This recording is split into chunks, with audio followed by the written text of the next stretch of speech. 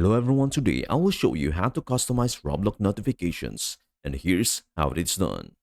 Go to roblox.com and log in to your account.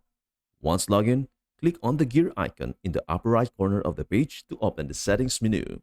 Select settings from the drop-down. In the settings menu, click on privacy on the left sidebar. Here, you can manage some communication settings that can influence notifications, such as who can message or chat with you. Under the Settings tab, scroll down to the section labeled Account Info. Make sure your email is correctly verified, as notifications are often sent through email. If Roblox sends you too many emails, you can manage this by unsubscribing or filtering them directly from your email inbox. Roblox notifications such as friend requests, chat messages, and other alerts typically show up in the app interface. To control this, go back to privacy settings to manage who can communicate with you, example, who can send you messages, invites, or friend requests. These steps will help you control notifications within Roblox as well as those sent to your email or browser.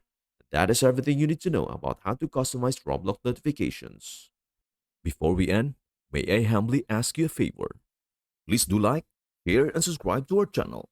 This means the world to us. Thank you so much for watching. We hope to see you in our next video.